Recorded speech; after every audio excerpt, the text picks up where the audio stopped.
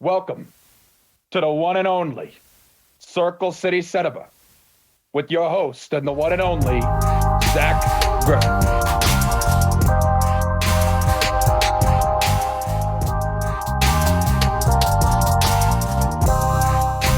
Welcome into Circle City Cinema.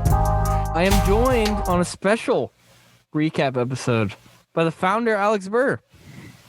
Thank you, Zach, for having me. This is kind of an impromptu pod. We were not planning to do a podcast after last week. If you read the title description, you'll know why we're here. But I mean, I'm glad I got you on the train. I'll just say that. Yeah, let me just say before I introduce our guest here, I owe you an apology, Alex, because I put this show off for a long time and I don't know why. And so I'm sorry for not getting to it earlier. But the show is Invincible on Amazon Prime, and our guest is returning for the second time, Chris Logan. Chris, how are you? Hey, thanks for having me again. I'm doing pretty well for myself, yeah. Chris was on a WandaVision episode when that was still going on about 5 years ago, so that's pretty cool. But guys, we have some news to get to. Star Wars: The Bad Batch, the Clone Wars spinoff, premieres tomorrow on Disney Plus. I'm gonna watch this. Don't get me wrong, but the hype is just not there unless you guys think it is, because I'm not feeling it. I'm not feeling it either, and this feels like a thing. I'm having surgery in a couple of weeks here. That feels like a thing I'm gonna put off till I have surgery. Yeah, and I have nothing to do all day, so like I'm not anticipating it like I am, like I was WandaVision or even Falcon and the Winter Soldier. Although I have to say, the hype subsided for Falcon after I saw Invincible. I'll say that. Yeah. I mean, Chris, do you think there's any hype here? Because I'm a big Star Wars guy, and I see a lot of Star Wars posts on my Twitter feed, and I'm not seeing anything on this. Yeah, I think it's a Star Wars property, so it's gonna have hype a little bit. But like, I'm gonna be honest with you guys, I'm like, they probably could have like shelved this. I'm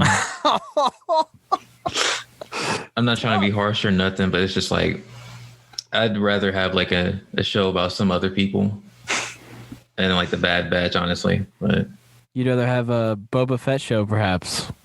I was thinking Jar Jar Binks.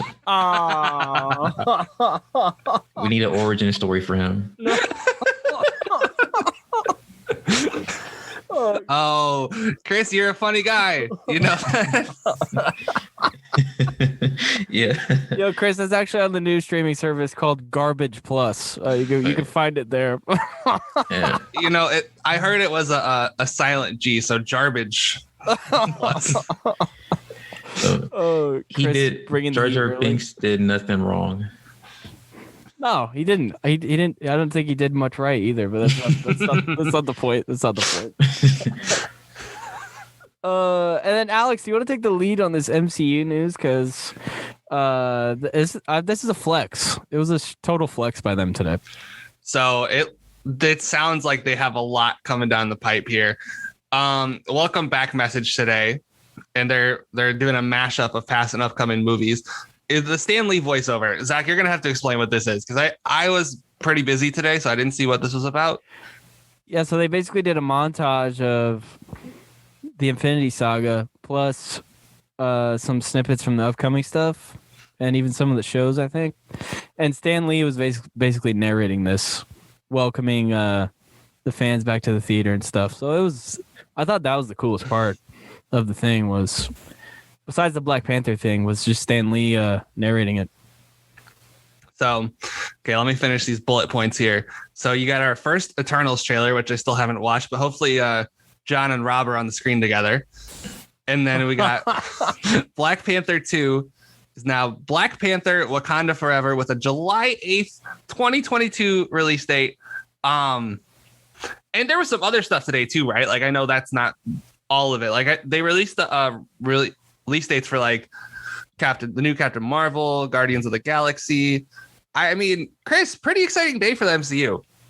No, it really honestly is. I know, like, I'm really excited for Spider-Man.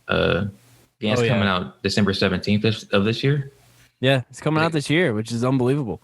It's crazy because like we're like getting like kind of I think like 3 or 4 films this year, if I'm mistaken. They're all like 3 of them are clustered like at the end of the year.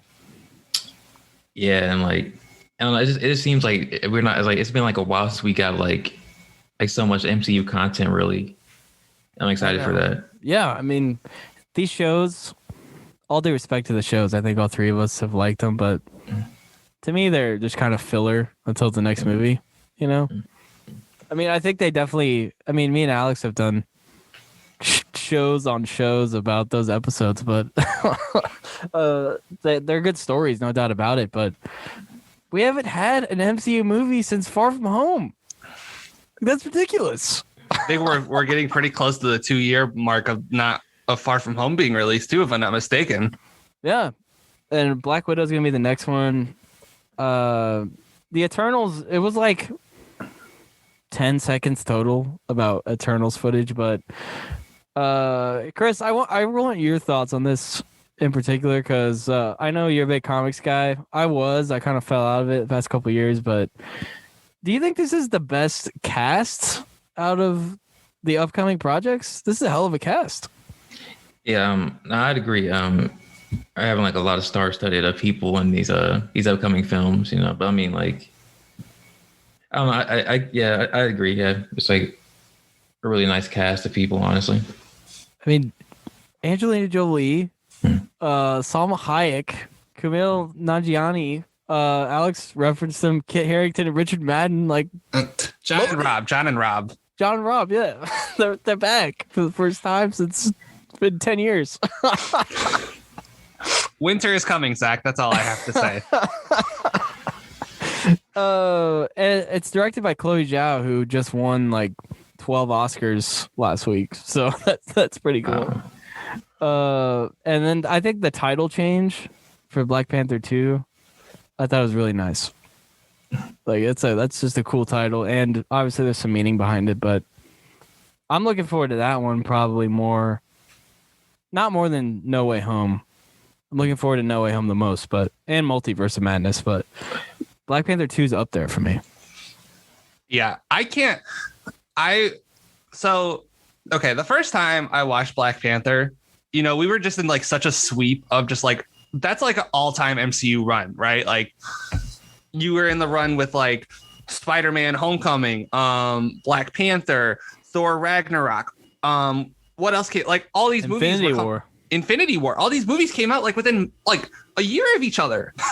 And so like Black Panther kind of got lost for me, and I watched it again recently, and holy shit, it holds up. Like it is a phenomenal film. It's awesome. And I really can't wait to see what direction Coogler takes it in. Obviously, you know, we have the massive elephant in the room of Chadwick. Right. And I'll just ask you guys, do we think that Shuri should be the new Black Panther, or do we think that they should recast T'Challa? I'll start with Chris here. I know this isn't on the agenda, but I figured I'd ask because it's like such a prevalent question. All I really can say is like I think the Marvels want to try to like play it safe with like with T'Challa. I guess like they probably won't recast him. I thought I saw it somewhere. Kevin Feige said like they weren't going to recast him. Yeah, I think he did say that. But like I am kind of curious like what they're gonna do with the Black Panther mantle going forward. So I mean, it's definitely a hell of a question, Alex, because it's probably the most pressing question in the whole MCU at this point. I'm kind of with Chris. I think they'll play it safe.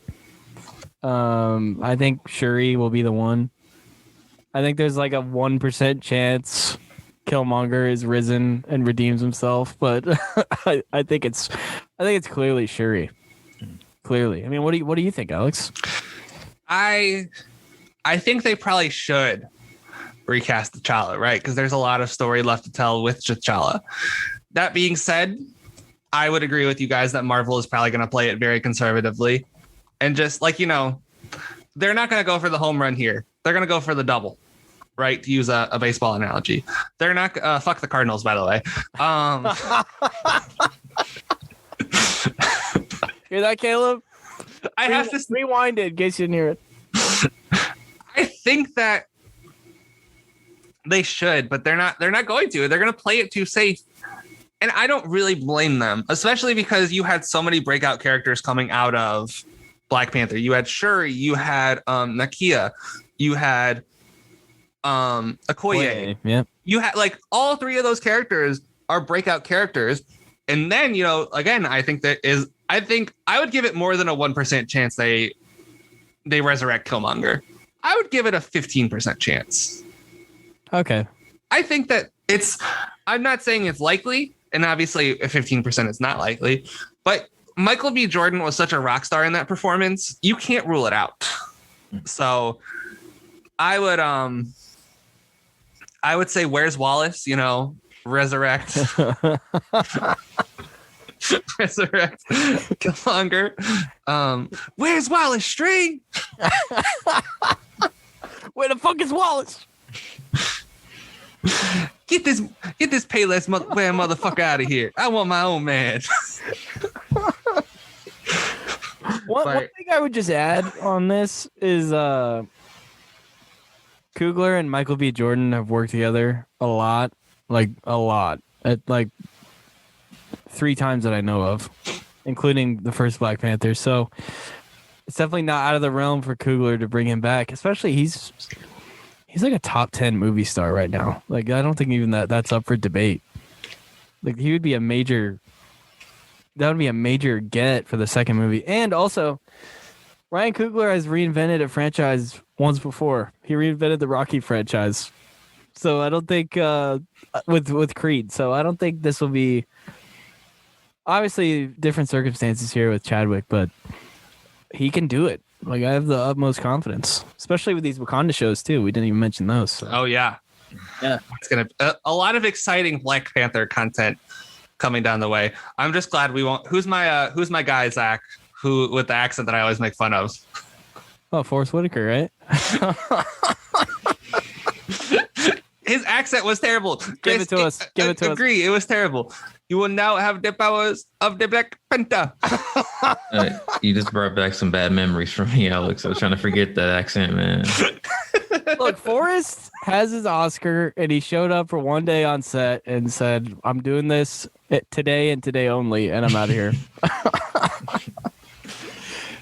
Chris, I don't think we've gotten maybe Alex has off the record, but I'd like to know where you put the first Black Panther in your MCU rankings, because I'm like Alex, I watched this again recently. Top 5 easily for me. Yeah, no, actually I'd put it in my top 5 also too. But you want me to list my top 5 movies? Would you say it's the best? Nah, I'll have it at number 5. Oh, okay. What do you think is the best? Captain America: The Winter Soldier. Yeah, the best film, man. I think that's a unanimous opinion among this group of 3. You came to the right spot, sir. Yeah. You came to the right place. Yeah. I think actually I'd heard the hype from you, Chris, on The Winter Soldier. I think you were, and I didn't watch it for a little while, admittedly. It took me like a couple of years, but then when I did watch it, I'm like, oh my God, this is the best. So, okay, what is your top 5, Chris? Just out of sheer curiosity. It's Winter Soldier. Then I have Avengers: Infinity War. Agreed. Then I have I'll go ahead. I'll say Endgame. Endgame's number 3. Number 4, Iron Man. Ah, yes. And then Black Panther. So. No Ragnarok. Ragnarok doesn't make it? That's my 6. I say 6. You're 6. Yeah. It's tough. It is really tough. Yeah. Let me just go ahead and give my 5. So Winter Soldier 1, I think Infinity War is 2. Oh God, I have not done this in a while. I think Ragnarok is 3 for me. Man, I'll go Black Panther 4 and then Spider-Man Homecoming 5. I think Homecoming is ridiculously underrated. Like, I don't know how, but probably because it's not on Disney. But yeah, that might be why. Were you gonna say something there, Chris? Yeah, I was like, that was surprising because like I didn't know. Like as I went back through like the catalog for like the MCU films, and like I noticed like the Spider-Man films weren't even on Disney Plus. But like I don't know if you guys have been paying attention, but Disney and Sony made a deal where they're going to bring all like their films over to Disney Plus. Yeah. So I can finally get to watch the Amazing Spider-Man 2 on repeat. Don't torture yourself. Like the only thing that was actually no, it's like that's like my least favorite Spider-Man film, but it has like some of my favorite most Spider-Man like scenes. That's insane. Yeah, I mean, not to get too off topic, but like I think Andrew Garfield was a pretty good Spider-Man, all things considered. His like the second movie was just not great. You know, you don't agree? I like actually no, I'll say like they say he has like charm with his Spider-Man. It's like I couldn't see it with the first Amazing Spider-Man, but I could see it like a little bit with the second one. Well, making him a skater dude was not bad. No, I never thought I'd see Peter Parker with a skateboard. No, like, I didn't like that at all. I was disgusted. I was like, what is this? I think Tom Holland's Peter had a skateboard too in Civil War, if I remember correctly. I think he did too, but he wasn't like riding on the ceiling and stuff. Yeah, I was like, what? That's gross. Hey, Chris, you want to guess how many movies that director has made since Amazing Spider-Man 2? Was it you're talking about Mark Webb? Yeah. You want to guess how many movies he's directed since then? Probably none. 0. Rightfully so, man. This poor guy. We weren't even planning on talking about this guy. This guy's getting fucking roasted right now. Over under 0 movies for Mark Webb since 2014. I'll take the under. And like you should have like heard like the ideas he wanted to do for the Amazing Spider-Man 3. He wanted to do like the Clone Saga. That's like oh yeah. And like I'm like no. not too soon, dude. No, build up to it. But miss me with Rhino in live action, please. Yes, that was horrible. Like they got a great actor and like put him in like a terrible role. Like I gave him a Russian accent. I'm like, yo. I think what you guys need to do is you need to watch Amazing Spider-Man 2 and just bitch about how much you hate the movie. I would listen to 90 minutes of that. I'll just say I've never seen Amazing Spider-Man 2. I'm riveted by you two just trashing this movie. Well, don't, Alex. Don't see it. When it comes on Disney Plus, just don't see it. Pretend it's not there. Yeah. Yeah. I would say that the redeeming quality was that's probably like the Amazing Spider-Man 2 had like the best looking Spider-Man suit to date in like live action. Yeah. Yeah. I actually have a take that the PS4 Spider-Man suit is the best. Oh, yeah, but I'm sorry, it was like I'm thinking about the classic suit. I'm sorry, it's like the one with the white spider symbol, right? Yeah. I love that one too. You got a favorite, Alex? Favorite suit? I mean, it's Spider Noir from Spider-Verse. Yeah. I burn a match to my fingertips just to feel something, anything. And before we get into the Invincible part, good things we've seen lately. Alex, I know you've been watching something. Yeah, listen, I've just been like I wasn't feeling good this weekend, so I binge watched Harley Quinn, the HBO animated series, and let me tell you, this show, like, I don't know how like I hadn't heard anything about this show. It's fucking great. Like, it's really, really compelling storylines. Like, it's one of those shows where you think you can throw it on in the background, but then the plot's fun enough. Like, they have like honest to goodness, like a heartbreaking Mr. Freeze plot in the show. They have, they just have so much good stuff. Like, I don't feel like I'm not going to spoil anything, obviously, but if you're looking for a good way to kill 20 minutes, the Harley Quinn show is not a bad place to spend it. Wouldn't be the first heartbreaking Mr. Freeze storyline. Yeah. But Chris, you been watching anything? No, actually, no. I wanted to get back actually to watch Harley Quinn again, also because I remember I watched it when it first came out, and I was like, and I really liked the show too. I say like, yeah, I was like, I have to recommend that show to you, Zach, if you haven't watched it already. But, Well, I'll check it out. I'm on HBO quite a bit, so I'll check it out. For me, besides Invincible, I watched. It's actually a movie for me. Who Framed Roger Rabbit? I watched that. I watched that last night. Just truly a groundbreaking film. And I did some research on it after I watched it. Roger Ebert had it in his top 10 movies of the 1980s. Wow. He had it like number 8. He loved it. It's a good movie. I haven't seen it in forever, but it's a good movie. It's really good. Really good. What's it streaming on? So I think I might watch that tonight. Disney Plus. Really? Yeah. yeah, I didn't think that'd be on Disney Plus, actually. I didn't either. I thought it would be on HBO, but it's on Disney Plus. Yeah, it's like I was like scrolling through like different sections and I just seen it on Disney Plus. So I'm like, is this like for like children or something? I don't think they should have it on here. Disney took advantage of the 5 seconds of Mickey Mouse, and they were like, "This is a Disney property." I remember one thing about that movie. I distinctly remember it not being for children. There are a lot of like sex references. What I'm A lot of saying, heavy drinking. Like it's not. like Roger Rabbit. Try saying that 10 times fast. He tries to off himself a couple times, doesn't he? They killed cartoons, boiled them alive. What? Oh man, we might have to talk to. I have my boy Bobby I on the speed dial here. I'll have to talk to him, see what's up. See what Iger says. All right, guys, getting into the show. Invincible. It was 8 episodes, right, for season 1. Yes. Yeah. I'll just say best new show of 2021 that I've seen so far. Do you guys agree? And nothing else has come out that I could disagree with. So, No, I agree. It's the best show that's out this year.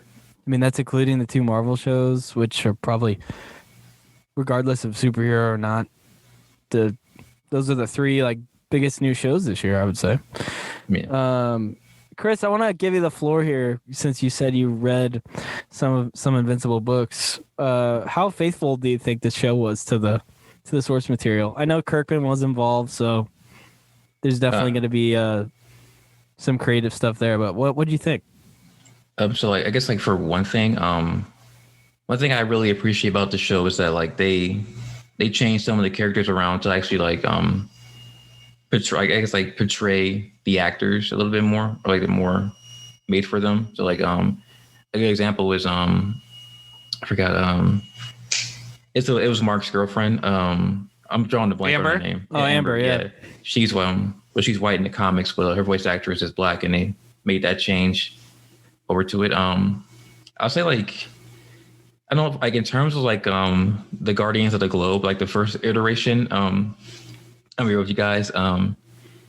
They all got killed in like 4 panels in the comic book. Like they were like they stood no chance against Omni-Man in the comics. So like here they put up like 5% of a fight, but in the comics it was like no chance. Yeah, he mopped the floor with them. You know, I think it was funny because like the Immortal was like the only one who seemingly put up any fight of it at all, but then even then Omni-Man just absolutely mopped the floor with him Twice. Yeah. twice. Omni-Man! Omni-Man! Also, did they imply that or that the Immortal was once Abraham Lincoln? Yeah. I guess like you could say like he's lived many different lives. I think he was also King Arthur too. Wow. Wow. And I think Julius Caesar, if I remember. You would think people would recognize this motherfucker and say, "Hey." He's like the Vandal Savage, just like keeps showing up. Yeah, like a more heroic Vandal Savage. That's like my when I first read the comic, that's where I was getting from that. So. Vandal Savage, yeah. Yeah. We talked about it's been renewed for 2 more seasons, which thank God. Thank God. We'll get into Prime's original content later, but I think it definitely needed this for just for its content. And I made this correlation to Alex off the record, Chris, but I got some Spider-Man vibes in terms of the storytelling. Like Mark's a high schooler. We're seeing his relationship issues. I think like Eve and Amber were like his MJ and Gwen. And it's not there yet, but like it's gonna be a large rogues gallery. Like a huge rogues gallery. We kind of saw that at the end of the finale. So do you agree with that, Spider-Man?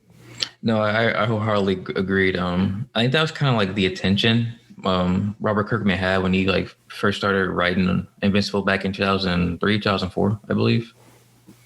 Yeah, Something like that. A lot of similarities. Yeah, I think Invincible's first appearance was 2002, so that's about right. Alex, do you agree with that Spider-Man correlation? Oh, I 100% agree. Yeah, like it's down to like the T, right? Like, I think Spider-Man Homecoming of like the most recent Spider-Man movie iterations has captured that balance the best, where it's like it's a kid and he tries to be, like each trying to be a kid, right? He's trying to be with I don't remember the girl's name that he's trying to get with, and it's Liz. Liz, that's right. He's trying to get with Liz in Homecoming. And then, also he finds out that Liz's dad is basically a terrorist. And then like obviously different circumstances here. Mark's own dad is the terrorist, which makes things, and obviously a lot more than a terrorist, but you guys get what I'm saying, where that's a good point right there. It's honestly, I'm not saying they stole the plot, because I mean, obviously Invincible came out a long time before. Here's a cockamamie theory that I can't be proved. And I'm not going to say I believe this 100% because I would not like to be sued. Maybe Marvel got inspiration from Homecoming from Invincible. Maybe, yeah. Probably not, but I maybe the MCU team. I'm just saying. I'm not saying, but I'm just saying. This was Image Comics, right, Chris? Yeah. That's what I thought. So Image, for the listeners, Image, would you think it's fair to say, Chris, Image is like the third wheel? Yeah, Image is like the third biggest comic company at the moment right now. At the moment, I think so. But honestly, they have like way better stories right now than DC and Marvel have been putting out in terms of comics. Yeah, I heard DC's in a rough spot with their stuff. Like it's not good right now. That's what I heard. It's sad, but it's the truth, man. Just like their movies, they suck. Mortal Kombat is a savior. Hey, Mortal Kombat! I saw that. I should have said that one of the good things I've seen lately. I saw that. I'm not gonna say it's good. I saw it on Friday in the theater, just to get back in the theater, and I was entertained. Very entertained. Did it get Oh, sorry, Chris. Go ahead. I'll say I'll say it like this: it was a good action film, but like as a Mortal Kombat film, it was it could have been better. I think the 1995 version was like still better a little bit, in my opinion. Yeah, I think bringing in the totally new character, Cole, that probably could have been Johnny Cage. Yeah, no, I wholeheartedly agree with that. But like, I mean, I don't know how you feel, Zach, but I know like Cole, like he wasn't like an annoying character. He was just I liked him. Yeah, he's a decent character. But they're gonna save Johnny for like the sequels, Yeah. But they have to get like someone who's like can play who can be like really charismatic to get like to capture Johnny Cage's dickness. So yeah, exactly. They need. There's like a movement to try and get Ryan Reynolds to play Johnny Cage. That's interesting. Yeah, that's a little too on the nose. Yeah. He can only handle so many dicky parts, I mean, he's already got one right now, so. Yeah. I was gonna say they can get J.K. Simmons to play Johnny Cage. Oh, older Johnny Cage. I like it. Yeah. Who had the best arc in Invincible? And I'll start with Alex here. I'm gonna go off the board here. I think Robot had the best arc. You know what? Good for you. That's a good call. I think that like it's weird because not weird, but like you go into the show thinking like, oh, this is just going to be about Invincible. This is just going to be about Invincible. But think about like everything Robot does in the series, right? Like he comes out in episode 2 and he's like, you know, the charismatic leader of the whatever the equivalent of the teen squad, I think is what it was called. I don't remember.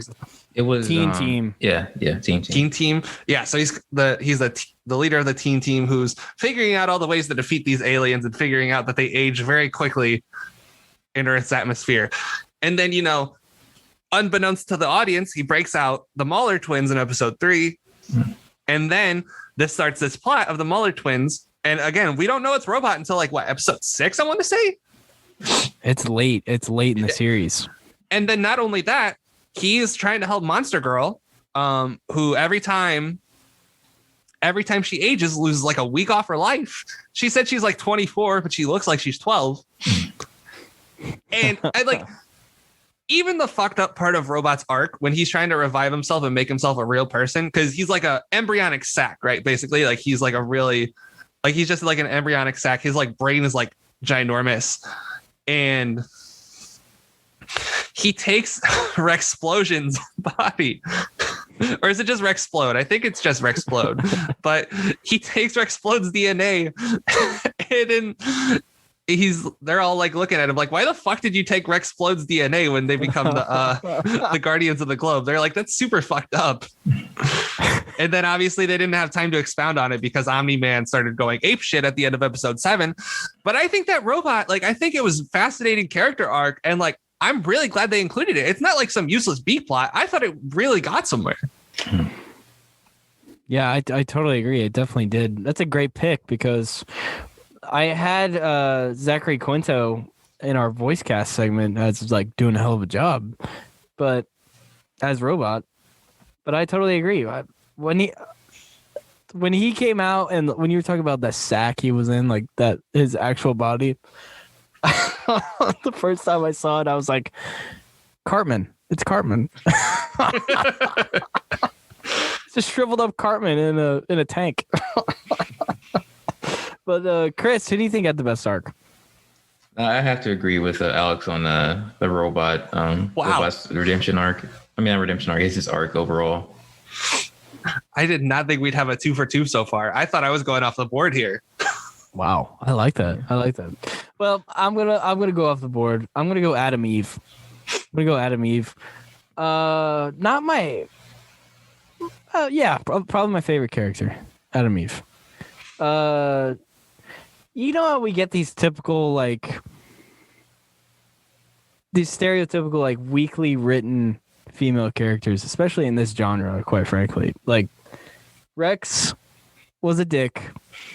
Tried to get her back, and she was just like, no. And the typical weakly written female character would take the dick back. So, okay, let me set up a little bit of context for those. Actually, if you've seen the show, but like, in case you need a reminder, because it has been a while, Rexplode was cheating on Adam Eve with 4 of the duplicate. So, I understand why she may have had some hard feelings.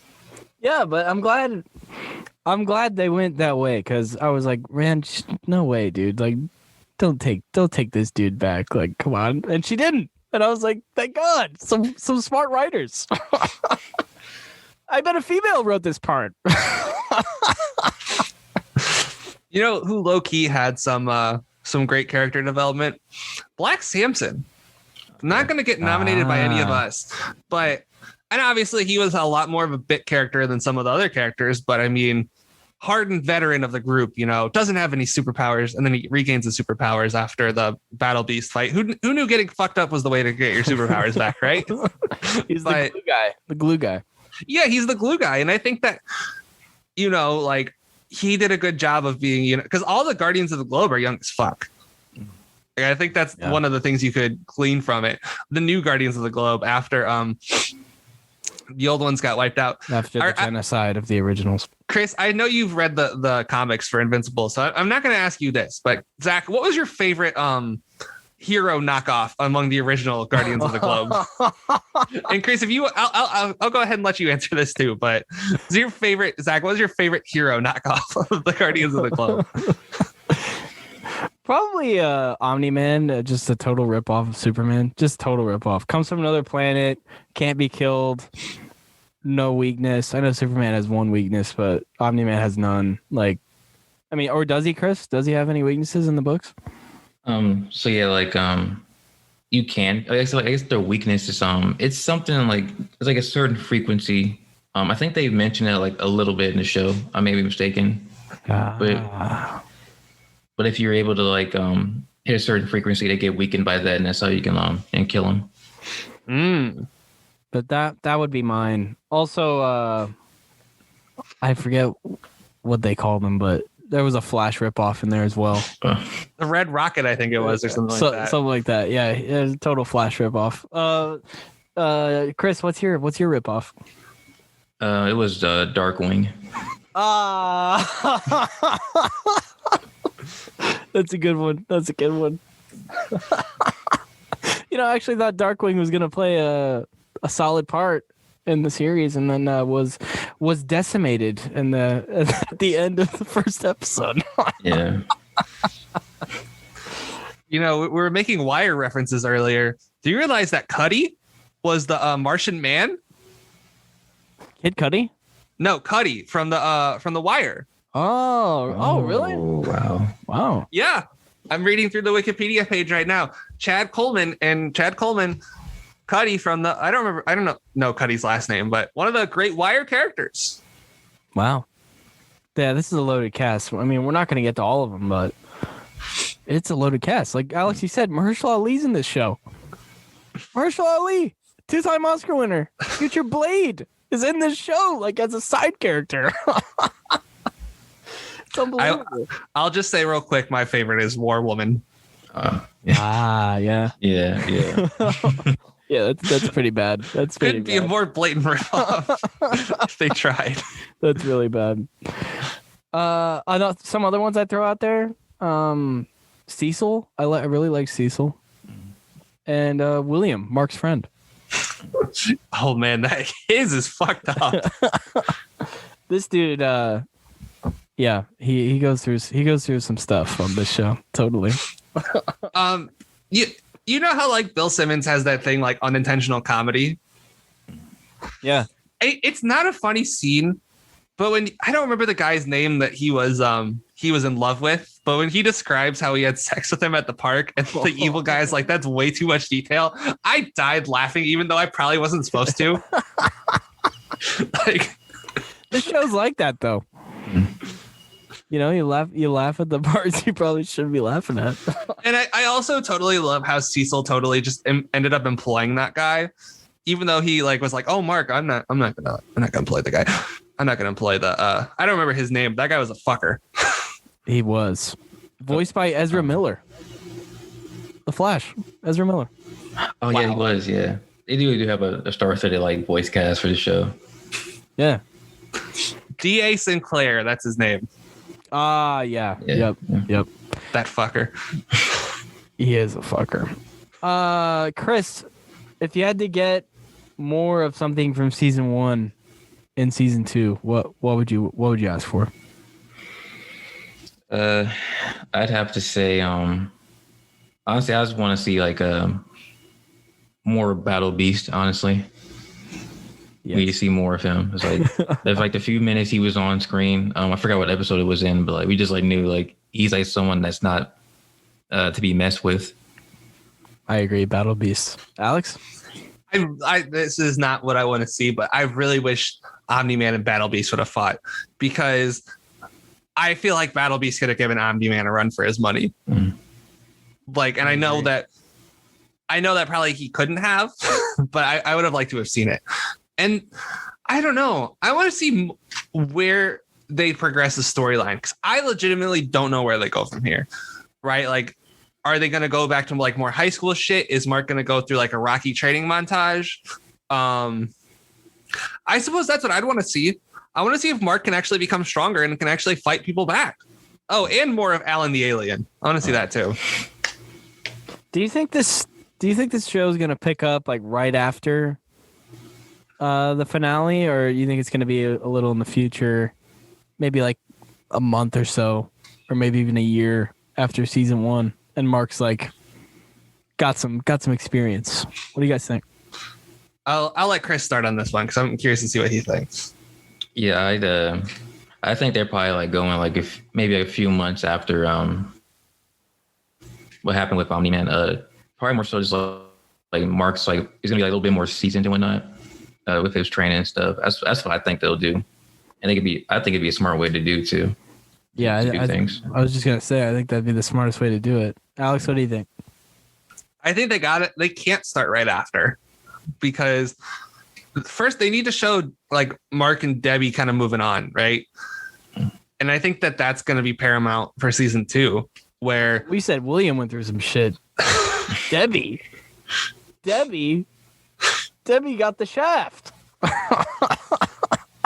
when Omni-Man said, "I love your mother like a pet," that might be the most heartless line I've heard in a superhero show. Like it, and I watched The Boys season 1, right? They say some like that show is pretty nihilistic with the way they approach superheroes, and that is more fucked up than anything any of them have said on that show. Like incredibly fucked up, and I want to see. That's kind of one of the things I want to see, where I want to see how they progress from this Omni-Man attack and how Cecil too. That's another storyline I'm looking forward to. Like, how does Cecil prepare for the defense of Earth?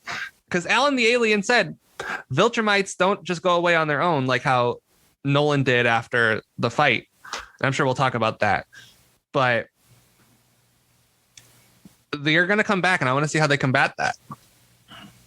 Yeah, that's a good point. And real quick, favorite moment from the whole season, Chris. What do you have? I'd have to say my favorite moment. It has to be the train scene, as much as fucked up as it was. Yeah, but it was fucked up. It was. It just shows like Omni-Man's like just not care. Doesn't care, dude. I know I said he was a knockoff of Superman, but it would be like if Superman like broke bad and just didn't give a shit. That's probably how it would go. Exactly. Yeah. My favorite moment, I would say, actually happens about right after that. And I love the train scene, right? It's probably what's going to stick in my head for the rest of my life about this episode. But I love the part where Omni-Man just gives up because Mark's not giving up, right? Like, he's beating the shit out of Mark. And Mark just, like, even though Mark is in a physically incapacitated state, he's not really giving up. He's not saying, "Dad, stop." And then, you know, the whole baseball flashback scene, because because Mark not having any teeth reminds Nolan of that. And then he gets up and he yells at Mark. He's like, "In 500 years, all the people you love are going to be gone. And what are you going to have?" And Mark says, "I'll still have you, Dad."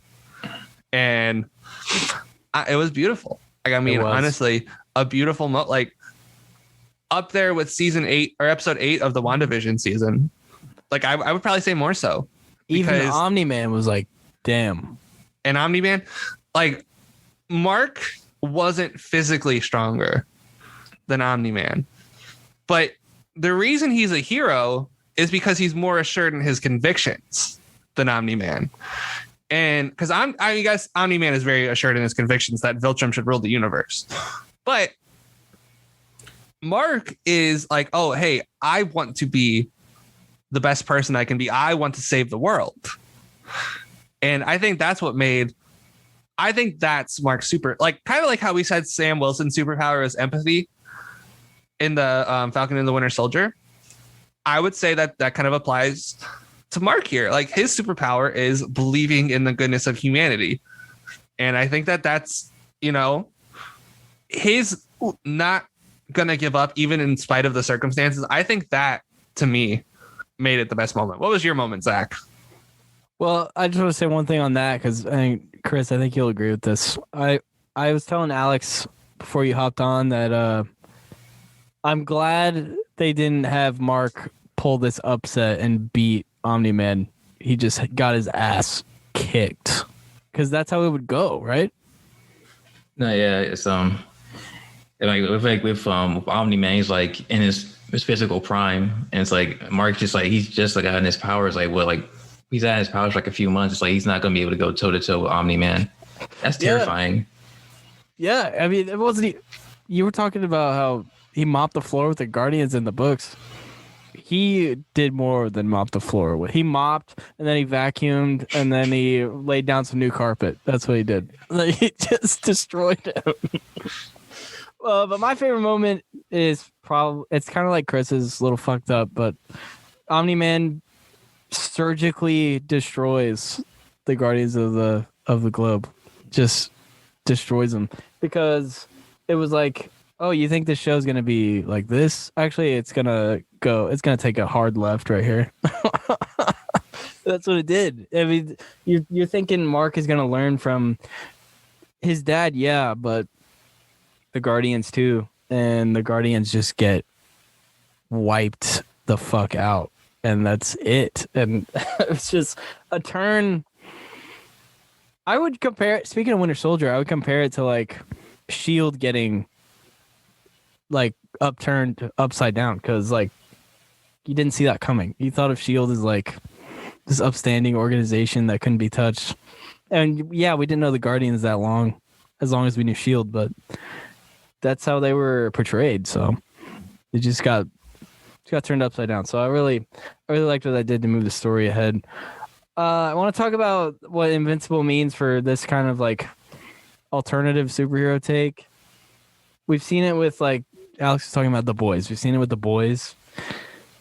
And just how it feels to get a non-MCU or DC show. And I had some notable ones down. One of them was The Boys, and the other one was The Walking Dead. And I can't think of any other ones. Am I missing any? I mean, do you guys know of any? It's a DC property, but I would say the Watchmen show was like, it felt disassociated from every other, like, it that fits it. I wouldn't say it's a clean fit in this category, but like, even though it's a DC comic, like Damon Lindelof made the show. It was had very graphic portrayals of some sexual acts that I'm not going to describe on this podcast. Chris is nodding his head because he knows exactly what I'm talking about. Like, it was just a completely different take on superhero shows. I would add that to the list, even though, again, it is DC, but just like that take. And I need to watch the Watchmen movie too, but the show I would say is in this category, even though it, again, is a DC show. Yeah, Chris, are we missing any here? Walking Dead and The Boys and Watchmen? I'm trying to think. Unless you guys count, I think Jupiter Rising. That's like another alternative show. I think it's on Netflix, I believe. Yeah, I'll count it. Yeah, we've only got 3, so I'll count it. But I mean, that's it. And I really like. I honestly think that's why The Boys and this Invincible are so popular, is because it's not like more of the same. It's different. You like, I know Chris and other people that have read the books knew about Invincible, but like Alex and I didn't know who the fuck Invincible was a month ago. So Exactly. Getting these new characters and getting to know them through a show and not something I've read in a book before. So I just thought, I think that's the biggest reason. I mean, any other reasons you guys want to bring up? Chris? no, I don't have any. No. What attracted me to the show was just like, it felt different, right? Like, I had a pit in my stomach after watching every episode, right? Especially after, like, okay, from my understanding, Chris, and I'm pretty sure this is right, and you can confirm or not. In the books, the Omni-Man thing happens a lot later than in the show. Like, I think that happens like way later into the book than it does in the show. I think it's actually in issue 12, I believe, if I remember correctly.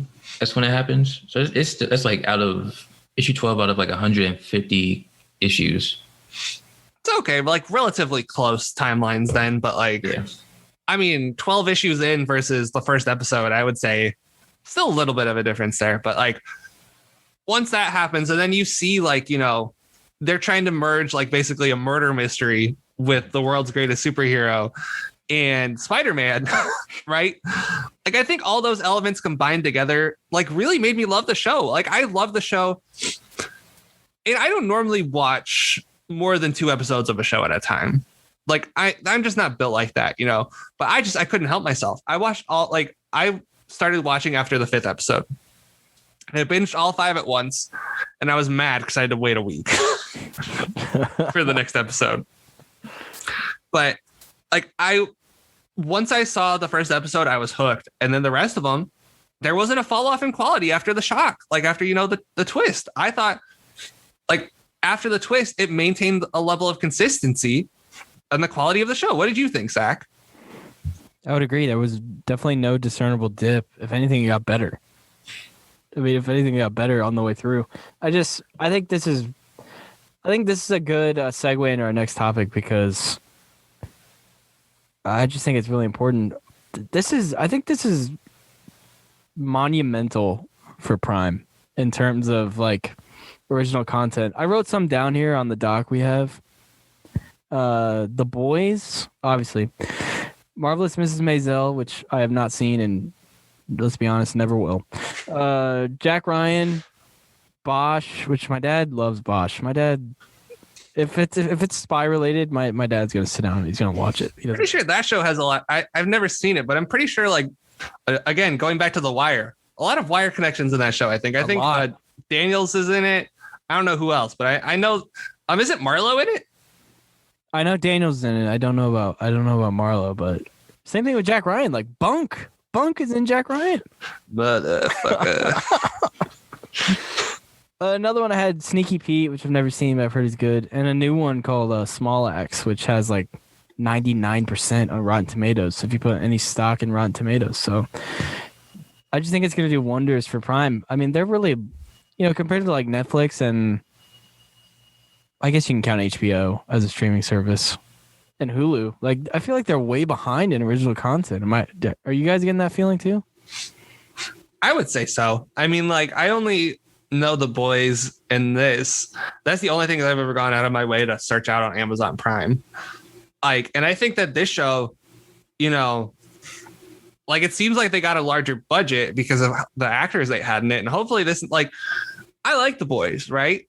And I think the actors they have in it are great. I'm not saying that, but like, what stands out to me at least, between this show and The Boys, besides Omni-Man being way more terrifying than Homelander,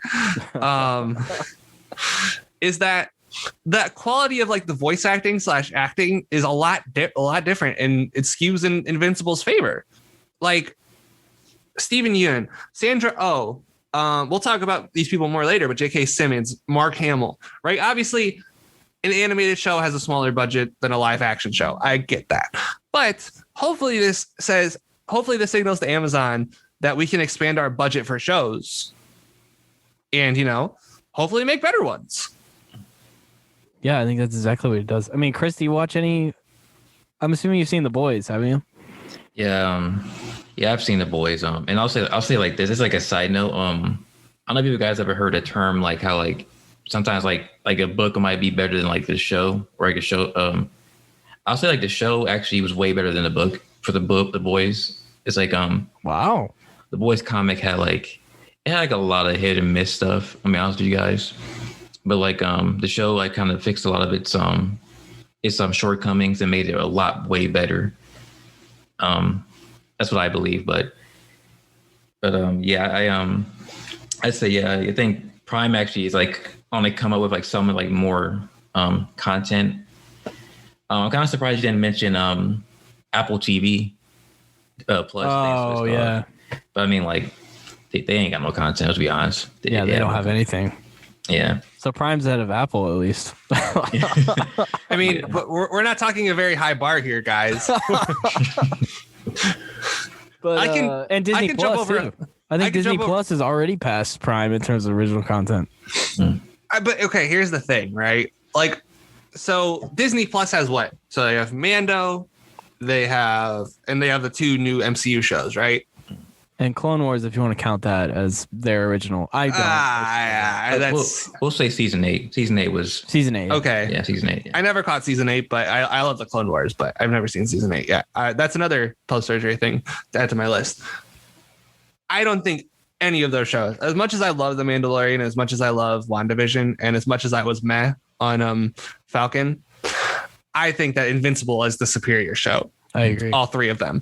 And I think The Boys, frankly, I'd rather watch WandaVision probably than The Boys, because I thought WandaVision was very entertaining, but it's close. Like, it's not like either, like, it could really go either way. And, you know, that means something, right? Like, I think having the quality shows, hopefully they get more, right? Like, HBO has such a decided advantage in this because there's no HBO Max original shows. They have the fucking Sopranos, they have The Wire, they have Entourage, they have all these fucking shows from years past. Yeah. They have such a decided advantage, but that's why I'm hesitant to call them a streaming service, because like their HBO is like a regular TV channel. Netflix is not. I mean, I think the Harley Quinn might be HBO like streaming exclusive. I'll double check, but no, it wasn't. It was actually it was on the DC Universe app. I'm not sure if you guys heard of that. Oh, what like, a failure that was. Yeah, I was surprised. It's like that's when I was watching Doom Patrol, and I love that on there. But then like they were moving that stuff over to like HBO Max, and it's like, what's the point of having Disney? DC Universe. Yeah. So like got rid of that and got Disney. I mean, I keep saying Disney, HBO Max. I'm sorry. How long did DC Universe last? A year? I think so. Oh man, it has so much promise though. Like you can just like watch shows and read comics on the app. It was like that was a pretty cool feature, honestly. That's cool. Yeah. Yeah. I thought it was a good idea, and putting the shows on there, I thought definitely, like you could watch Batman the Animated Series. Oh yeah. Which, in my opinion, I don't think it's a hot take. Best cartoon of all time, Batman the Animated Series, regardless of genre. I see where you're coming from. Yeah. Yeah. I don't know if it was like it's. I feel like it's been like other shows that like that could be like in the same talk as like I mean like the greatest like superhero show of all time or something. Oh yeah. Oh, it's probably the best superhero show of all time. Yeah, it's up there. Greatest cartoon maybe was a little too far. Yeah, like you're competing with The Simpsons there. I think The Simpsons has that one down pat, Zach. I prefer Batman over The Simpsons, but yeah. No, I agree, Zach. I prefer Batman over The Simpsons too. I mean, I do too, but come on South Park's in there. South Park is South Park is like a secretly one of those how the fuck has this been on the air so long shows. Oh yeah. They're like Omni-Man with their humor. They don't care. They don't care. They'll do anything. And you know what? It's not a bad thing. The Scientology episode of South Park, just to go off on like the smallest tangent, is one of the funniest fucking things I've ever seen. And it's not a surprise that I don't think you can stream it on like HBO at all. I'll have to double check. But because they got sued into fucking oblivion by the Church of Scientology.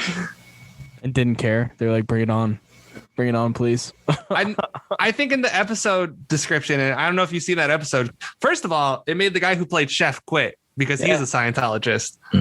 And then Isaac Hayes.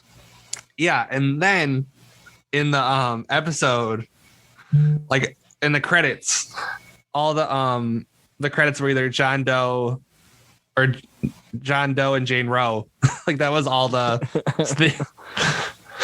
Well, I didn't catch that. Like, it's been like a couple of years since I've seen that episode. Like thinking about it now, like wow, it's crazy. What stirred up a lot of controversy like 10 years ago. Yeah, like, compared to now. Yeah. Yeah. Well, let's get into that because that's my next question here. Why don't we get more superhero cartoons? Because I have in our notes here, the 90s, it was just really a boom with like Batman, X-Men, Spider-Man. Like you can't beat that trio right there. That's awesome. Also, they just took Spider-Man off Disney Plus for no good reason. Why? Did you notice that, Chris? Wait, was I'm trying to. Was it the animated series? Yeah, the 90s. They took it off. Seriously? Yeah. I mean, that's like another show. Like, what are we doing? Why? I mean, yes, that's weird. I'm like, I don't know if like Sony owns the rights to the show because I know it was a Fox show. Yeah, it was on Fox Kids. So like, Yeah, so I think Disney should have their own rights to those since they own Fox, right? Yeah. Yeah. I don't know. Copyright is just like a weird thing. The streaming wars, they never stop.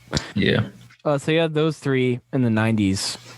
And then in 2000s, you had Batman Beyond, which wasn't on very long, but I think is amazing. And then you had Justice League and Teen Titans. Not the Teen Titans Go bullshit, the actual Teen Titans.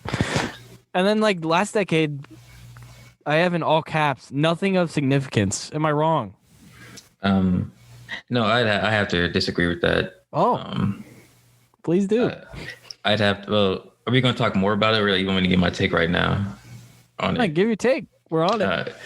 So, like, again, I guess, like, in the 2010s, I mean, it kind of was a little, maybe like a little bit bare bones, but I mean, like, have you seen the show Young Justice? Oh, I have not. I heard it's good, though. You have to watch it. It's really good. That's on HBO Max if you want to watch it or something. I'm trying to think of some more shows. I mean, hell, Harley Quinn. Yeah, we call it. I mean, it's 2019, so I mean, we're stretching a little on 2010s, but fits. I was gonna say, Wolverine and the X-Men. That was another great show. Yes. Has there been a bad X-Men show? I don't think there has. No, and I forgot. In the 2000s, there's been X-Men Evolution. That's another show. That was really also good. Yeah. Static Shock as well. Oh yeah, I forgot about that too. Yeah. Yeah. Static Shock and like Batman Beyond, they weren't on that long, but they were really good. They were really good. Yeah. They really were. Yeah. Yeah. What caused the stoppage, guys? Because you guys mentioned some in the 2010s, but like they don't compare the 90s and 2000s. I think it's fair to say. So, what caused the stoppage? And I'll throw it to Alex. Why don't we get more superhero cartoons? I mean, probably because people probably care more about the movies now, which I think is going to work in DC's favor as they make more shows, because they'll, their universe is such a fucking mess. But like, if you're Marvel or if you're Sony, like with the X-Men, I know the X-Men franchise, especially in the later years, was a joke. But I mean, Dark Phoenix, Alex. I mean, I never saw it, and I don't think I ever will. It's on HBO Max if you want to, Disney didn't want it. Disney didn't want it. Damn, that's cold. Because they have all the other. Oh, and then HBO Max also has the New Mutants too. I forgot. Oh no! And plus, I do think that now we're focusing more on live. Like, we're in the era of prestige TV, right? Like, Breaking Bad, Mad Men, The Wire, The Sopranos, Deadwood, like all these, Game prestige. of Thrones. Lost, yeah. All these like prestige TV shows. And I think people like, let's just go to like a not superhero show, but like BoJack Horseman, I think was one of the first cartoons that really turned the tide back in the cartoon favor. Because how many cartoons were like, how many adult cartoons? Like, obviously you have like the sitcom ones like Family Guy and South Park and The Simpsons, right? Like those three. And then, the Family Guy spinoffs. But like, what was like, how many like actual real cartoons of plots were there in like 2014, right? When the first season of BoJack, or whenever the first season of BoJack came out. And I think now people are starting to appreciate animation again. You know what I mean? Like, and I think you can do a lot of different stuff. Like, and we're seeing it now more, like, just like in general animation, like Rick and Morty is one of the most popular shows around. Right. Like, and I'm not a religious watcher of Rick and Morty, but it's a good show. Yeah. Like, I like what I see. Like, it's not for me, but I'm not hating on people that watch Rick and Morty. I get that it's an enjoyable show and it has like a semblance of a plot. We're starting to get that again. And I think now you can kind of play around with the medium. You can be more cartoonishly violent. That pun was not intended, Zach. I will say that just came out of my mouth. Just move on. But I think that, you can do more stuff, and there are a lot of artists out there. And I think that the more like, and I'm just talking like pen to paper artists, right? Or, in this case, pen to computer artists. And so I think that we're going to get a lot of good animated stuff in like the next decade. Like, we already have a lot of great animated stuff that just from this last decade. I know we're talking about superhero shows, but I think that like you're seeing with Harley Quinn, they're kind of expanding the medium. They're making it 10 times more violent, right? And I think that's good for the show. you make more adult cartoons. People like cartoons. Yes, and I mean, you're right. Animation's kind of like getting wider respect, and I think I can speak for all three of us when I say we never stopped respecting animation. I mean, if you listen to Circle City Cinema, you know how I feel about like Pixar. I think Pixar is the most innovative studio working right now, the most creative studio working right now, and I don't think that's a stretch to say. And Spider-Verse is one of my 5 favorite movies of all time. Yes, I'd have to argue it's like probably like my favorite Spider-Man film of all time, actually. and you know what? I don't think anybody would argue with you, Chris. I mean, like that's. I mean, yeah, the first 2 Raimi ones hold a spot, sentimentally, but like Spider-Verse, just like top to bottom in terms of quality, that's probably at the top. I mean, won an Oscar. Yeah, and it's like I think that movie kind of like gave more respect to like animated films and having them being like they be more noticed about the Academy, really. Yeah, that's. Yeah, I don't want to get into them, but Don't say the A word around Zach. No, my apologies. I don't want to get into them, but yeah, we'll just move on. I'm with Alex. I think the biggest reason is the rise of the MCU and just comic book movies in general. Like, that's where the money is. All due respect, if you're a studio, like that's where to go. I mean, I think Spider-Verse, Chris, made like over $300 million on like a 75 budget. Like, so even an animated movie like that can make bank. Yeah. Were you gonna say something about it? That's surprising, and it's like kind of hearing like the behind the scenes of the film. It's like each frame took them like a week to draw, and like that's just like insane. Because like I took an animation class, and it's like I have like a newfound respect for animators after taking that class. Because like yeah, it's ridiculous. Yeah, and if you just talk about like the art of animation, what Spider-Verse did for that. Forget storytelling, just animation in general. I think it took them like 2-3 years to find the right animation style, if I'm not mistaken. Well, it was worth it. Yeah, it really was.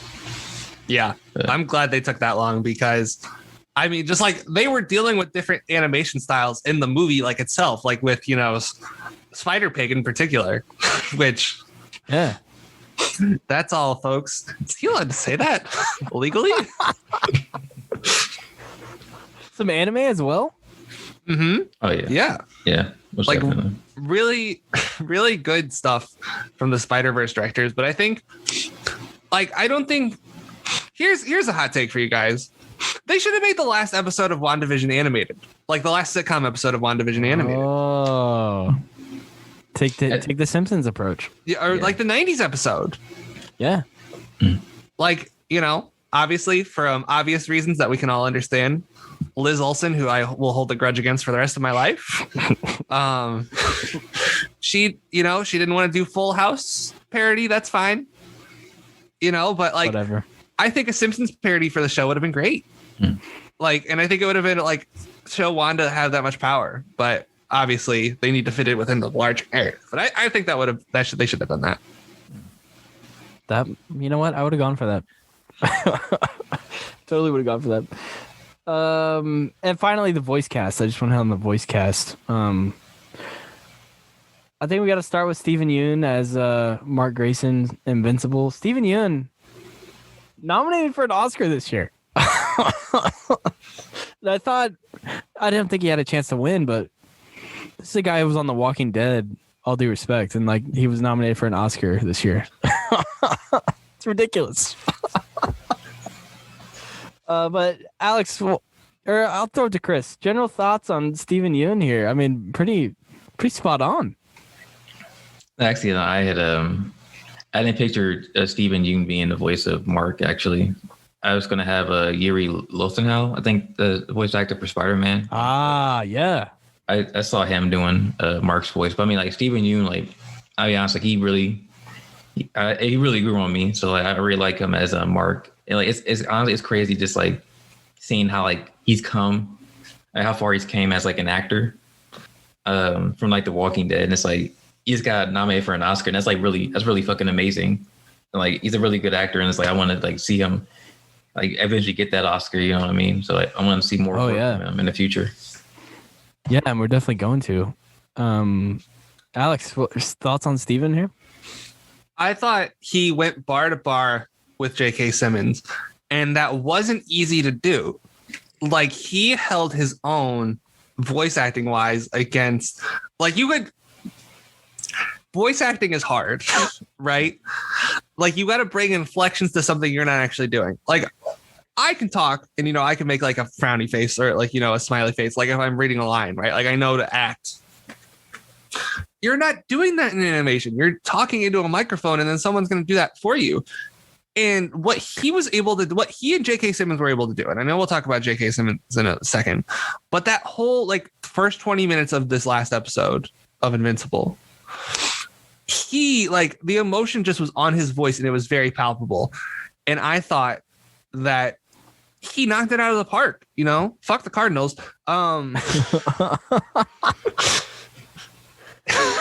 But he hit a home run with his voice acting. Like he really killed it. And I'm obviously the rise for him is very happy. I didn't watch The Walking Dead, full time, but I saw him on The Walking Dead, and I'm surprised he's here too. And I'm just glad that he's getting a chance to shine and be like the lead actor on a show of this caliber. And I really want to see where he takes his role. And he's the perfect for it, because I don't think he's that young. He sounds young. Like I think he's in his 30s, but I think it's like early 30s. He did a good job sounding like a teenager. Yeah, he did. That's a good point. He did. Yeah, I'm glad you brought up voice acting, because just voice acting in general, because if there's some schmuck listening right now at home saying, you know what, I could do that. I could be a voice actor. Just shut up. Go on your phone, go to YouTube and type in Arkham City behind the scenes and watch Mark Hamill and Kevin Conroy voice the Joker and Batman. And you're going to come away being like, yeah, couldn't do that. Mark Hamill is like legitimately acting when he's voicing the Joker. Like, shriveling his body up and just getting in like the facial expressions. He's not like blankly speaking to a microphone and changing his voice. He's like all in. So I'm glad you brought that up, Alex, because voice acting's hard. It's hard as hell. And I have a lot of respect for guys like Tom Hanks, who voices Woody. Like, this dude's been acting his whole life in live action and doing a hell of a job at it.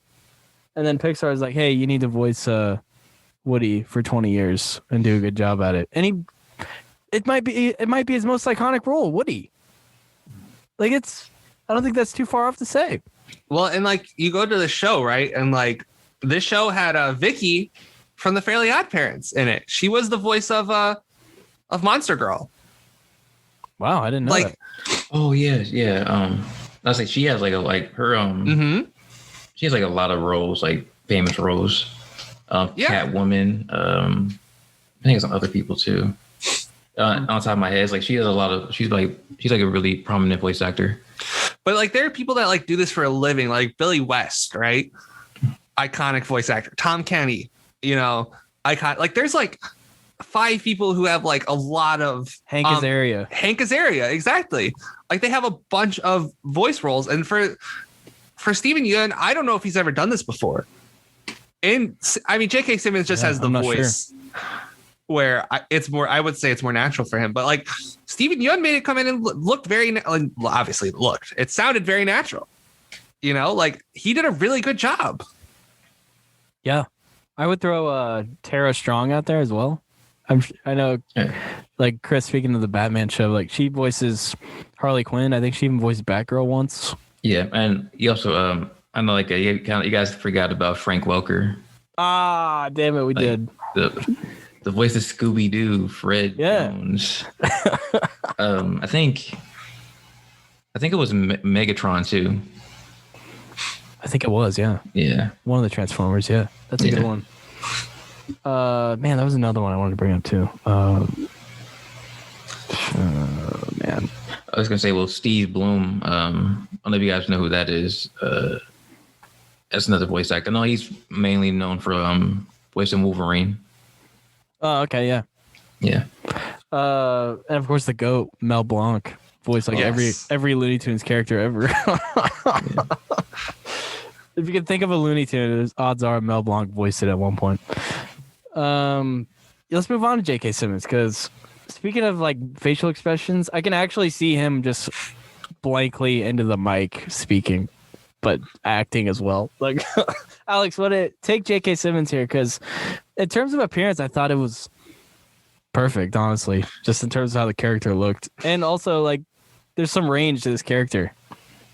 Yeah, there's some emotional depth to the character. Like we were talking about earlier, when he's beating the shit out of Mark, like that's not like, I'm like, he's stoic at times, but then at times you see like the rage on his face. Like even in the voice booth, like you hear the scream he lets out after the vision he has of Mark playing baseball, right? Like you hear that scream, and it helps so much that he looks exactly like J.K. Simmons.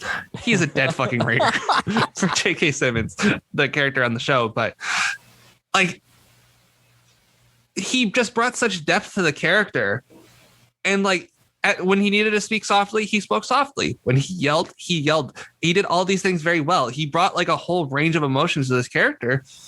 And I think that J.K. Simmons really was the star of the show. I don't think any of us would probably, like, just in terms of like pure performance, like he really, and I'm not saying anything bad about the other people, like he just made the character a lot more whole. It's kind of like the guy who plays Homelander, Chris, like he makes the role because he's such a good fucking Homelander. And I would say the same thing about J.K. Simmons here. Yeah, I would say it too. And I don't think that's off base to say, because all due respect to the rest of the actors here, I think J.K. Simmons was the best actor in the lineup. And there's some, like Stephen Yeun, Oscar nominee. Walton Goggins been in a lot of stuff. Sandra Oh been in a lot of stuff. Mahershala Ali. Like, shit, these aren't scrubs. So I just think, I thought he was the best actor. I thought it was the best voice acting performance in the show. Like, he can go from laid back, like we saw in like a movie like Juno, and can go off the rails like J. Jonah Jameson or Whiplash, and we saw the full spectrum, the full range in this show. Chris, what did you think of J.K. Simmons? I think he was like really phenomenal, voicing Nolan. And I agree with you, Alex, about like it was the line where he was like, "Look, like think, Mark, like what will you have in like 500 years?" I'm like, you can like really hear that anger, and like the anger and like that kind of like confusion.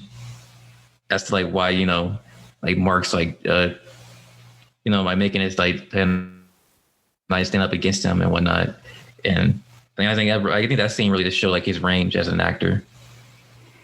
Hey, Alex or Chris, tell the listeners who you pictured voicing Omni-Man, because it had me and Alex looking at it differently. Yeah, I wanted to have Bryan Cranston being the voice of Omni-Man. That would be a good, like, if it wasn't J.K. Simmons, that would be a great one to have. Yeah.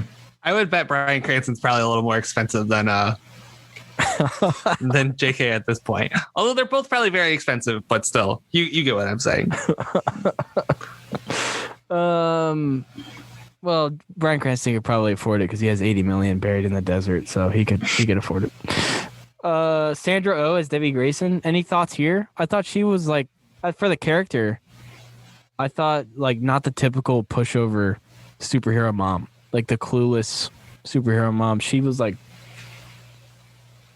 pretty all-knowing, except for the big Omni-Man stuff. Well, she found out. Yeah. She's not dumb, and she's not a pushover, which we get that too often with this stuff. So, Alex? What did you think of this?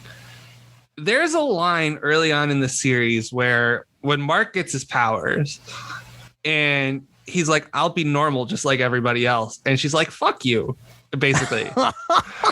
And like, you felt it, right? Because you felt the weight of her being like, even before we knew about all this Omni-Man stuff, you felt the weight of her being the only normal person in a family of 3, and the other 2 people are fucking Supermen, basically. Like, you felt that weight on her shoulders. And then as the series progressed and she found out more about Omni-Man, like, you could tell just Sandra hit again. She had a slam dunk, you know, like, just very, very good in her role. I thought she killed it, frankly. Like, I thought that she brought a good presence to that role, just like a good calming presence to the role. And I think that's what made it special for me. Totally did. Chris, thoughts on Sandra Oh? No, I thought she was perfect for the role also too, for Debbie. No disagreements here. No disagreements. And my last one that I had was, and we can add any more that you guys want to talk about, but the last one I had was Walton Goggins as Cecil. For some reason in my head, I had Timothy Oliphant voicing this guy. It just sounded like Timothy Oliphant. My only note is put Walton Goggins in more stuff. Watch The Righteous Gemstones if you haven't. It's on HBO. It's a fucking hilarious show about. So it's a Danny McBride show. It's about mega churches and about like how like corrupt they can be, and it is fucking hilarious. Walton Goggins, he plays a character named Uncle Baby Billy, and I'm not going to give you any more context, but if you watch the show, he is the star of that show, like, hands down. Walton Goggins is the star of that show. So I thought Walton Goggins was really good in the show. I didn't think it was him most of the time. I could hear it when he raised his voice, but Right. I thought that the demeanor he had as Cecil, you know, that's the demeanor Cecil needs to have, where he's, you know, very calm and collected, even though he knows that there's imminent danger coming. He's been there, done that, you know. That's the role Cecil has to play. And I think that, you know, again, cast Walton Goggins in more stuff. I agree. But Chris, what did you think of the Walton Goggins as Cecil? So I actually like had to look him up, and it's surprising. It's like I've seen him in like Ant-Man and the Wasp. Yeah, all about that. But no, I think he's really good for the role of Cecil. Really. Yeah, it's not like when I say put him in more stuff, it's not like he's not in a lot of stuff. Like Chris said, he's in Ant-Man and the Wasp. Alex, he was in The Hateful Eight. Mm-hmm. Like, Yeah. he was in Justified, which was a pretty popular show. He was, I mean, they were all racist in this movie, but he was the racist guy that he has the interaction with in Django. Everybody was racist, yeah. Okay, yes, I'll have to be more specific. He's not the guy who shoots off the horse, but he's taunting Django before they go into Candyland. Ah, okay. Yeah. Oh, yeah. He had the horrible teeth, right? Mm-hmm. Yeah. Okay, yeah. Any other ones you guys wanted to talk about before we close it out here? We talked about John Hamm was in the show. Jesus, I did not realize he was a Secret Service agent. Oh, okay. Easy paycheck for John Hamm. He was the security guard at the front of the first episode. Oh my God, easiest paycheck of his career. Easily. I thought that Jason Mantzoukas as Rexplode, Yeah, he was good. like, he brought the asshole energy that you needed for Rexplode. Jillian Jacobs as Adam Eve. Yes. She brought the good energy. I'm looking through the cast right now. And Seth Rogen, I mean, really good as Alan the Alien. Really, like, I thought the Alan the Alien sequences were just fucking awesome. He did a good job. So that's all I have. Do you have any more, Chris? I was gonna say Clancy Brown. I don't know if you guys know who that is. Yes, as the demon. Yeah, like actually, like, and it's kind of funny because like Damien Darkblood's kind of like a joke in the comic. They just sidetrack really? a little bit. It's like he's like an old fashioned detective, and like he doesn't really keep up with stuff. So like by the time he finds something out, everybody knows like what's going on and whatnot. It's kind of like a repeating thing a little bit in the comics. I thought that was they kind of changed it up for him in the show. I kind of like that for him now. I liked him. I hope he comes back. Yeah, we need more of him. Yeah, Yeah, should have set him at the top. We didn't talk about Damian Darkblood. I loved his character, just him being all suspicious, and his mom. I don't know. I can't remember. Debbie finding his notebook helped spur on the thing. Clancy Brown was the fucker in Shawshank Redemption. Yes, he was. And we didn't bring him up talking about great voice actors. This dude is Mr. Krabs, and he's Lex Luthor. And I have to say, like, the animated, like the DCAU version of like Lex Luthor is like hands down like the definitive Lex Luthor. Oh God! By a long shot. It's just like he embodies what Lex Luthor is as a character. I agree. Justice League is now. I told Alex it's on HBO. Check it out. Lex Luthor shows up pretty early on. He shows up in like episode 3. And you can also watch Superman, the animated series too. He also shows up in that as well. A lot. Shows up in that a lot. But like, I agree. I totally agree, Chris. When I think of Lex Luthor, I think of Clancy Brown's Lex Luthor. It's not. I don't even think of anybody else. Definitely don't think of Eisenberg. That's for sure. That's another name you can't say around Zach is Jesse Eisenberg. When somebody says trash, I think of Eisenberg. I think of Eisenberg as Lex Luthor. I wholeheartedly agree with that. Like I'm like what do you guys see like in Jesse Eisenberg? Like I don't. When I picture him, I picture the guy from Can You See Me? Can you see? Wait, what's it? Now You See Me. Now you see me. Yeah. It's Hey, maybe they should have cast. Maybe they should have cast I don't know, Clancy Brown. Clancy Brown's a good enough actor to pull it off. I don't know. That's one Zach's opinion. Well, Chris, I want to thank you for coming on and talking about Invincible. We gotta have you on for when Loki gets fired up. Yeah, most definitely. I have to. It's like I'm looking forward to that show. Probably that's like my second show. I'm looking forward to. The first has to be Miss Marvel. So. I like it. And Alex, I want to thank you for coming on again.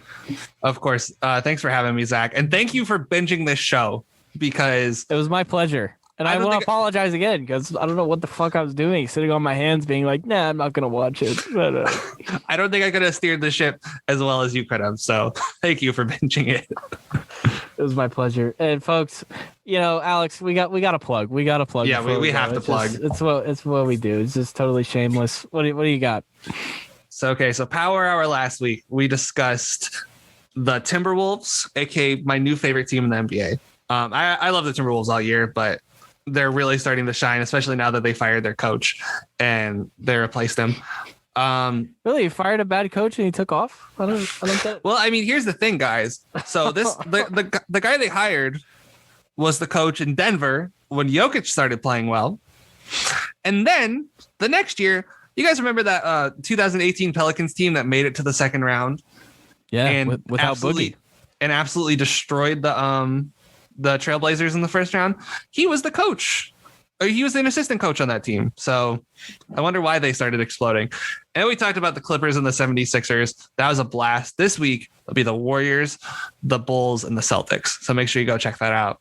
Linsanity going to be starting their NBA coverage. So I can't wait to hear Bryce and Caleb on that. Battleground, sounds like I'll be filling in for our boy Jerry tomorrow. So yes. That should be an exciting show. Top, they had their mock draft. Go listen to that to see how well they did compared to their predictions. I think they had a couple exactos, but then they had some guys. Everybody missed on a couple picks, including Oakland and New York in particular. So make sure you go check that out. And what else? Divine Rhyme. They did J. Cole. They finished up their J. Cole series last week. They're now moving on to Schoolboy Q. So make sure you go check that out. And then I'm trying to think. I think that's all the shows we got. From One Young Soul to Another, Dylan Hughes' book. All right. If you don't buy this book, it's $7.50. Okay. That's not a lot of money. If you don't buy this book, all right, I am going to go to your house and fill your mailbox with rocks. What's more valuable? $7.50 or not having your mailbox full of rocks? I'll let you decide. Go buy the book. And Zach, what do you have coming up on Cinema? I'm going to fill your pillowcase with bars of soap and beat the shit out of you.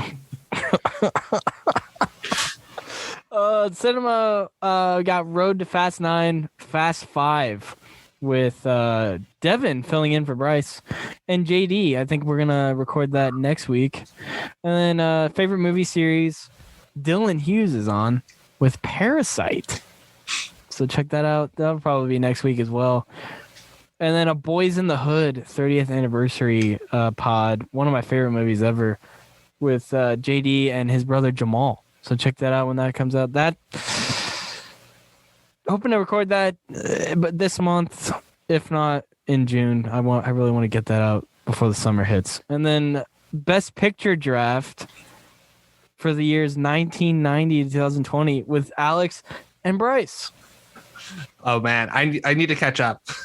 So I'm not going to tell you. I'm going to tell you I'm watching Crash, and I won't be watching Crash. I'll be watching something else. So I'm going to keep you on your toes, Zach. Well, my first pick is going to be The Artist, and it's not even close. The King's Speech, Zach. The King's Speech. I can't even joke about that. No. Well, guys, again, thanks for coming on. And as always, folks, thanks for listening.